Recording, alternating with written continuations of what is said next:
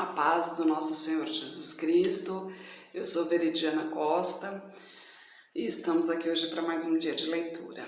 Senhor Deus e Pai, glorificado e exaltado és o teu santo nome. Muito obrigada, Pai, por mais um dia de vida. Agradeço por sua bênção e por sua proteção. Muito obrigada, Senhor, pelos teus livramentos, Pai. Por favor, nos abençoe nesta leitura. Que cada palavra sua seja ensinamento em nossas mentes e em nossos corações. Nos inspire e nos direcione sempre a Ti, em nome de Jesus. Lembrando que estamos lendo o Evangelho segundo Lucas, né? E hoje a gente vai ver a partir do capítulo 22, onde os planos para matar a Jesus Cristo. Estava, pois, perto a festa dos pães sem fermento, chamada Páscoa, e os principais dos sacerdotes e os escribas andavam procurando como o matariam, porque temiam o povo. Entrou, porém, Satanás em Judas, que tinha por sobrenome Iscariotes, o qual era do número dos 12. Ele foi e falou com os principais dos sacerdotes e com os capitães de como lhe entregaria, os quais se alegraram e convieram em lhe dar dinheiro, e ele concordou. Assim buscava oportunidade para lhe entregar sem alvoroço. Chegou, porém, o dia dos pães sem fermento, em que importava sacrificar a Páscoa, e mandou a Pedro e a João, dizendo: Ide, preparai-nos a Páscoa para que a comamos. E eles disse: Onde queres que a preparemos? E Jesus disse-lhes: Eis que quando entrardes na cidade, encontrareis um homem levando um cântaro de água. Segue-o até a casa em que ele entrar, e direis ao pai de família da casa: O mestre te diz, onde está o aposento em que hei de comer a Páscoa com os meus discípulos? Então ele vos mostrará um grande cenáculo mobiliado. Aí fazei preparativos. E indo eles, acharam como lhes havia sido dito. Assim prepararam a Páscoa. E chegada a hora, pôs-se à mesa, e com ele os 12 apóstolos, e disse-lhes: Desejei muito comer convosco esta Páscoa antes que padeça, porque vos digo que não a comerei mais até que ela se cumpra no reino de Deus. Então, tomando o cálice e havendo dado graças, disse: Tomai-o e reparti-o entre vós, porque vos digo que já não beberei do fruto da vide até que venha o reino de Deus. Então, tomando o pão e havendo dado graças, partiu-o e deu-lhe, dizendo: Isto é o meu corpo, que por vós é dado. Fazei isto em memória de mim. Semelhantemente, tomou o cálice depois da ceia, dizendo: Este cálice é o novo testamento do meu sangue, que é derramado por vós. Mas eis que a mão do que me trai está comigo à mesa. E, na verdade, o Filho do Homem vai segundo o que está determinado. Mas ai daquele homem por quem é traído. E começaram a perguntar entre si qual deles seria o que havia de fazer isto. E houve também entre eles contenda sobre qual deles parecia ser o maior. E Jesus disse-lhes: Os reis dos gentios dormiram sobre eles, e os que têm autoridade sobre eles são chamados benfeitores, mas sereis vós assim. Antes, o maior entre vós seja como o menor, e quem governa como quem serve. Pois qual é maior, quem está à mesa ou quem serve? Porventura não é quem está à mesa? Eu, porém, entre vós sou como aquele que serve, e vós sois os que tendes permanecido comigo nas minhas tentações. E eu vos ordeno o reino, como meu Pai me ordenou, para que comais e bebais a minha mesa no meu reino, e vos assentais sobre tronos, julgando as 12 tribos de Israel. Disse também o Senhor: Simão, Simão, eis que Satanás vos pediu para vos cirandar como trigo, mas eu roguei por ti, para que a tua fé não desfaleça. Tu, quando te converteres, confirma teus irmãos.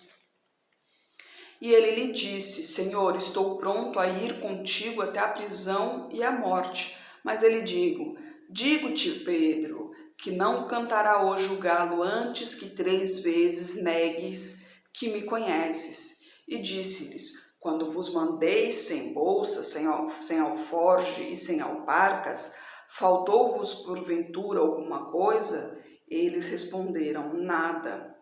Disse-lhes, pois, mas agora, aquele que tiver bolsa, tome-a, como também o alforge. O que não tem espada, venda a sua capa e compre-a, porque vos digo que importa que em mim se cumpra aquilo que está escrito. E com os malfeitores foi contado, porque o que está escrito de mim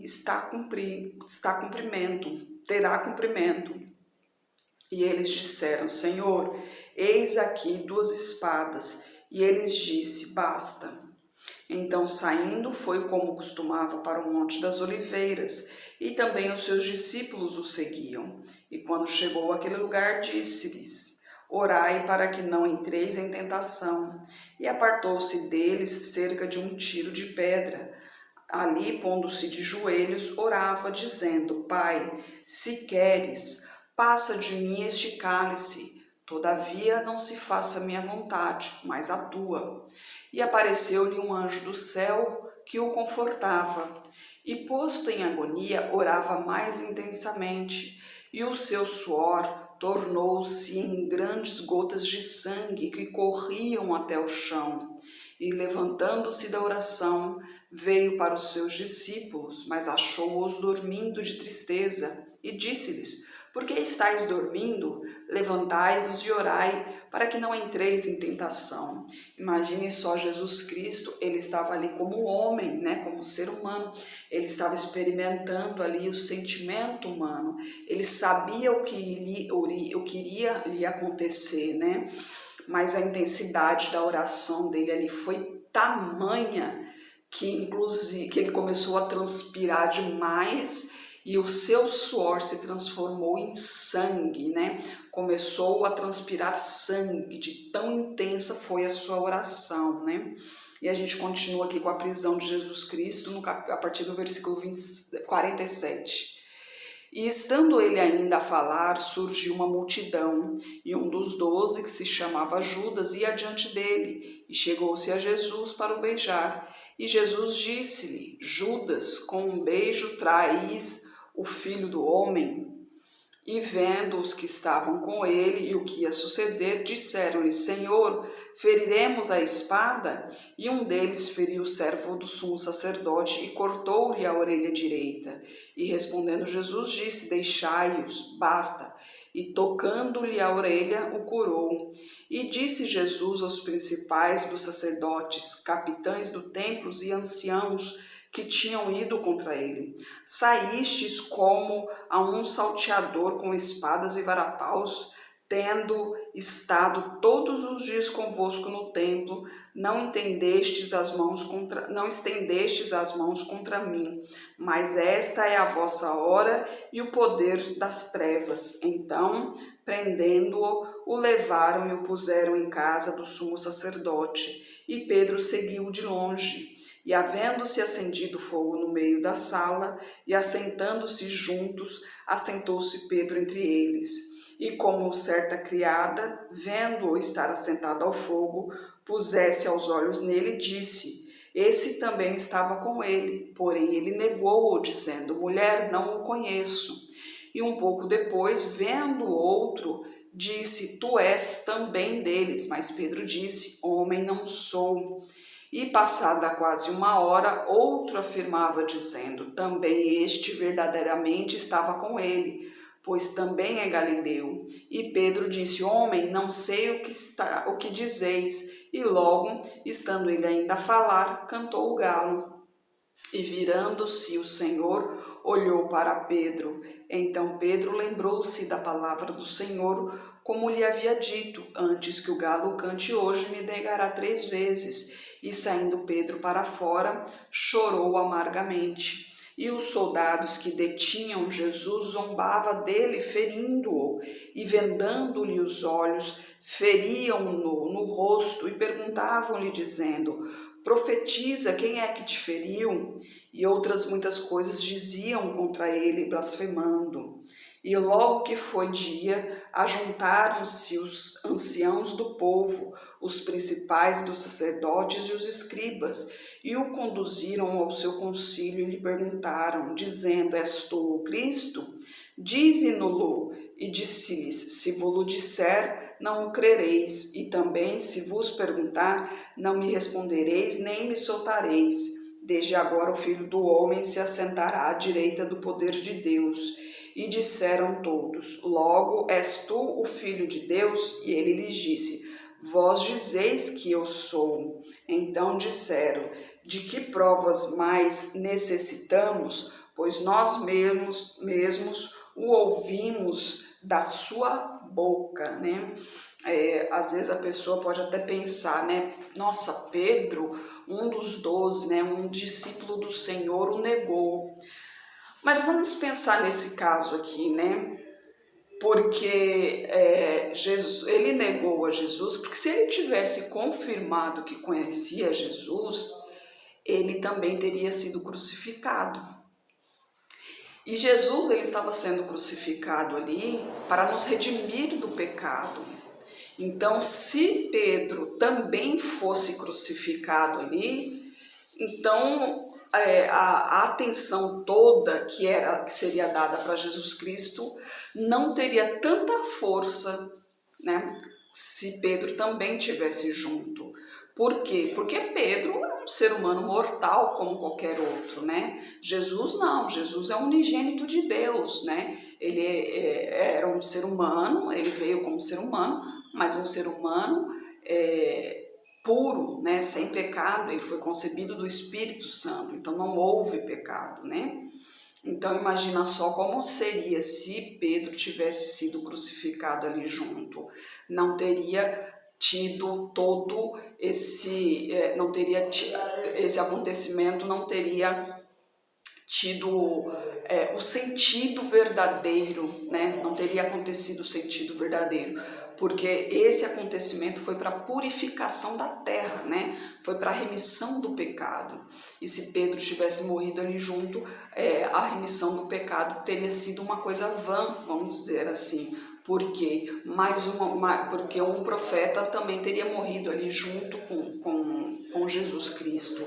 Então, a atenção toda não teria sido para o Filho de Deus, né? Sendo que a gente necessitava exatamente dessa atenção para o Filho de Deus, porque foi a remissão do pecado, porque foi o Filho de Deus que pagou um preço alto por nós, né?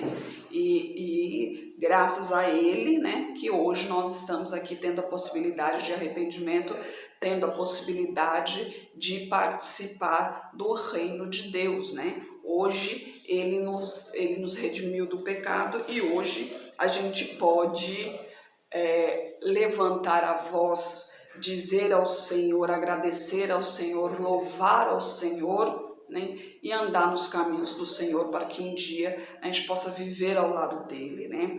A gente tem que aproveitar, inclusive, enquanto temos liberdade de expressão, porque não será por muito tempo essa liberdade de expressão. Já tem muitos países aí que o nome de Jesus Cristo é proibido, que inclusive eles usam termos de pessoas tipo crente, por exemplo, como ofensa, né? Religiosos, termos religiosos, isso. Eles usam termos religiosos para ofenderem as pessoas, né? Como sinais de ofensa, né? Como se fosse ofensa para nós, né? Nos chamarem de crente, por exemplo, como se fosse ofensa, mas para eles, para essas pessoas, são ofensas, né? Mas lembre-se também que a palavra de Deus diz que nós, os filhos de Deus, somos vistos como tolos, né? Nesse mundo, que realmente porque esse mundo aqui não foi feito para nós. Lembre-se que esse mundo é de Satanás, o próprio Satanás falou para Jesus Cristo que esse mundo foi dado a ele e ele pode fazer o que quiser com esse mundo. Então, a gente tem que se manter firme no caminho do Senhor, né? Procurar seguir sempre seus mandamentos, seus preceitos, para que a gente possa participar da vida eterna, né? Para sermos salvos e participar da vida eterna, né? Senhor Deus e Pai, glorificado e exaltado és o teu santo nome. Muito obrigada, Pai, por tuas palavras, por tuas mensagens, Senhor. Eu peço a Ti que esteja com essa pessoa que está orando comigo, Pai. Manifeste o teu poder na vida dela, Senhor. Não sei o que lhe aflige, Pai. Toque onde ela mais necessita de Ti, Senhor. Acabe com esse mal que está na vida dela, Pai. Expulse esses demônios imundos que ficam cobrindo a visão dela, Pai. Que fique maldando esse coração, Pai. Que fique escondendo esse coração, Pai. Em nome de Jesus, Senhor. Abra esses olhos espirituais para que ela veja o caminho que está trilhando, Pai. Que ela possa se arrepender de seus maus caminhos e se voltar para Ti, Senhor. Peço por toda a minha parentela, por toda a parentela de meu esposo. Derrama a Tua unção sobre cada um deles, Pai. Manifesta o Teu poder na vida de cada um, Pai. E traga todos para o Seu caminho, Senhor. Peço a Ti pelos nossos governantes, pelas nossas autoridades, que os Teus anjos estejam guiando cada um deles de acordo à Tua vontade, Pai. Peço a Ti pelos Teus filhos, Pai. Necessitamos de Ti, Senhor, de Tua presença, de Tua direção, de Teu discernimento, de Tua sabedoria, Pai. Por favor, nos capacite cada vez mais para proclamarmos o Teu Evangelho, Senhor. É o que eu oro em nome de Jesus. Amém. Que Jesus Cristo esteja em seu coração e que Deus abençoe.